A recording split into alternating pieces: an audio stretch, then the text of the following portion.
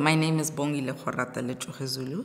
I'm based in Johannesburg, South Africa. I am mostly a performance artist, so I do work around music and theatre, and I write as well. My performance work is mostly collaborative, and there's a collective nature to it.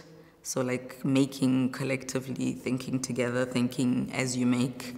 Bronwyn, one of the co-directors of the center, was like, "Did you see the call for this residency?" And I said to her, "Yes, I did, but visual arts, not really my thing." And she's like, "No, have a look at the call again. They're not necessarily looking for visual arts, and would be a good opportunity for you to explore translation, because that's something that's been coming up in a lot of my work in the terms of the text that I've done, translating things between disciplines, so being a musician and a theatre practitioner, so that, transference of knowledge and vocabulary and trying to find ways of moving through disciplines." And she's like, that's probably a very good thing to move towards as well in terms of visual arts and printmaking and seeing how your performance work can translate into a visual medium. The thing with printmaking, I find it very forgiving for somebody who's not used to using their hands in that way, or thinking like, that brain-eye connection.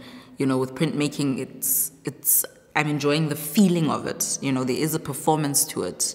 And the material, the different forms of material, the dry point, the hard ground, soft ground, and just finding ways of it and the sounds that it makes and the tools that you use, the preparation of it. I've really anchored myself into the actual physical ways of doing more so than the visual. And then the visual comes later, because even though you've got it on your plate, the reveal is what tells you what it is, and that reveal is almost like, the curtains coming up or the lights going down, and it's like, okay, now we begin. What is this that I'm going to see? What am I going to experience? And the interesting thing is that, of course, there's also a language translation that has to happen as well, specifically between me and Vlado, who's my mentor. At first, it was a bit challenging to figure out how do we communicate, both of us feeling awkward because language is a thing.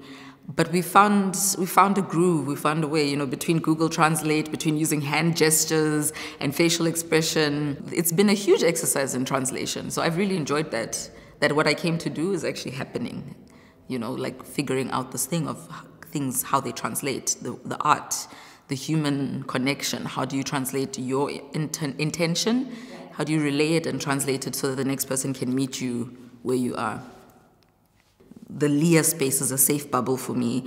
The traveling has been good because I've been with friends as well. So it's also been a nice, loving, nurturing experience. But then there's also the other side of it, the more challenging side of it. Something that also really triggered my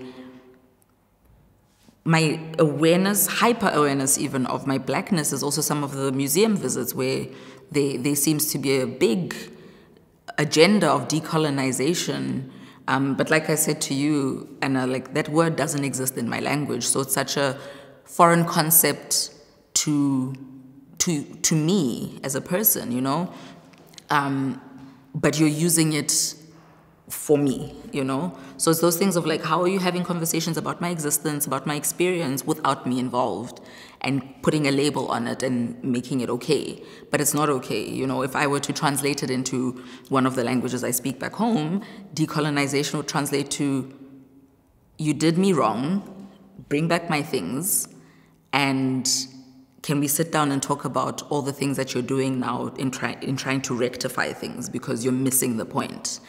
It worries me that people don't have the awareness to see that is actually just not on, it's not all right. Yeah, but overall, good experience, good growth curve, good, very grounding experience, but also very stretching experience. Yeah.